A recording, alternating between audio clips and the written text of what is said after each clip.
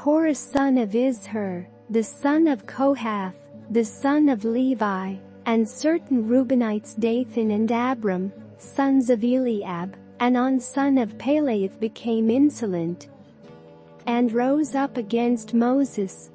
With them were 250 Israelite men, well-known community leaders who had been appointed members of the council. They came as a group to oppose Moses and Aaron and said to them, "You have gone too far. The whole community is holy, every one of them, and the Lord is with them. Why then do you set yourselves above the Lord's assembly?" When Moses heard this, he fell face down.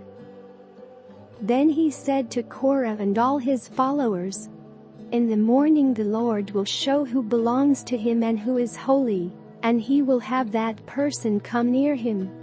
The man he chooses he will cause to come near him. You, Korah, and all your followers are to do this. Take censers, and tomorrow put burning coals and incense in them before the Lord. The man the Lord chooses will be the one who is holy. You Levites have gone too far."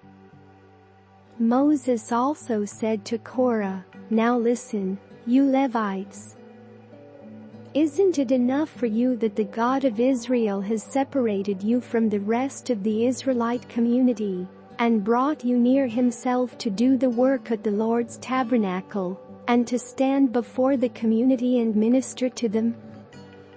He has brought you and all your fellow Levites near himself, but now you are trying to get the priesthood too. It is against the Lord that you and all your followers have banded together. Who is Aaron that you should grumble against him?" Then Moses summoned Dathan and Abiram, the sons of Eliab. But they said, "We will not come. Isn't it enough that you have brought us up out of a land flowing with milk and honey to kill us in the wilderness? And now you also want to lord it over us.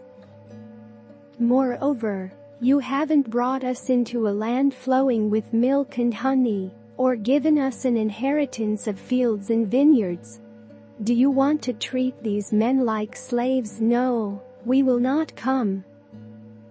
Then Moses became very angry and said to the Lord, "Do not accept their offering. I have not taken so much as a donkey from them, nor have I wronged any of them." Moses said to Korah, "You and all your followers are to appear before the Lord tomorrow, you and they and Aaron. Each man is to take his censer and put incense in it, 250 censers in all, and present it before the Lord. You and Aaron are to present your censers also." So each of them took his censer, put burning coals and incense in it, and stood with Moses and Aaron at the entrance to the tent of meeting. When Korah had gathered all his followers in opposition to them at the entrance to the tent of meeting, the glory of the Lord appeared to the entire assembly. The Lord said to Moses and Aaron, "Separate yourselves from this assembly so I can put an end to them at once." But Moses and Aaron fell face down and cried out, "O God, the God who gives breath to all living things, will you be angry with the entire assembly when only one man sins?" Then the Lord said to Moses, "Say to the assembly, move away from the tents of Korah, Dathan and Abiram."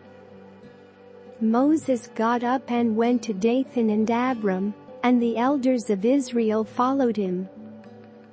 He warned the assembly, "Move back from the tents of these wicked men. Do not touch anything belonging to them, or you will be swept away because of all their sins." So they moved away from the tents of Korah, Dathan and Abiram. Dathan and Abiram had come out and were standing with their wives, children and little ones at the entrances to their tents. Then Moses said, This is how you will know that the Lord has sent me to do all these things, and that it was not my idea. If these men die a natural death and suffer the fate of all mankind, then the Lord has not sent me. But if the Lord brings about something totally new, and the earth opens its mouth and swallows them, with everything that belongs to them, and they go down alive into the realm of the dead, then you will know that these men have treated the Lord with contempt."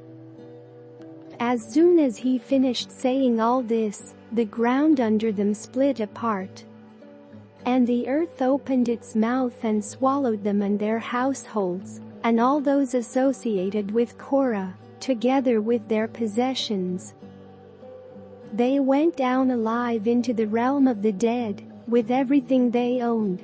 The earth closed over them, and they perished and were gone from the community. At their cries, all the Israelites around them fled, shouting, "The earth is going to swallow us too." And fire came out from the Lord and consumed the 250 men who were offering the incense. The Lord said to Moses, "Tell Eleazar son of Aaron, the priest, to remove the censers from the charred remains, and scatter the coals some distance away, for the censers are holy. The censers of the men who sinned at the cost of their lives. Hammer the censers into sheets to overlay the altar, for they were presented before the Lord and have become holy. Let them be a sign to the Israelites." So Eleazar the priest collected the bronze censers brought by those who had been burned to death, and he had them hammered out to overlay the altar, as the Lord directed him through Moses. This was to remind the Israelites that no one except a descendant of Aaron should come to burn incense before the Lord, or he would become like Korah and his followers. The next day the whole Israelite community grumbled against Moses and Aaron. "You have killed the Lord's people," they said. But when the assembly gathered in opposition to Moses and Aaron and turned toward the tent of meeting, suddenly the cloud covered it, and the glory of the Lord appeared. Then Moses and Aaron went to the front of the tent of meeting. And the Lord said to Moses, "Get away from this assembly so I can put an end to them at once." And they fell face down. Then Moses said to Aaron, "Take your censer and put incense in it, along with burning coals from the altar, and hurry to the assembly to make atonement for them. Wrath has come out from the Lord, the plague has started." So Aaron did as Moses said, and ran into the midst of the assembly. The plague had already started among the people, but Aaron offered the incense and made atonement for them. He stood between the living and the dead, and the plague stopped. But 14,700 people died from the plague, in addition to those who had died because of Korah. Then Aaron returned to Moses at the entrance to the tent of meeting, for the plague had stopped.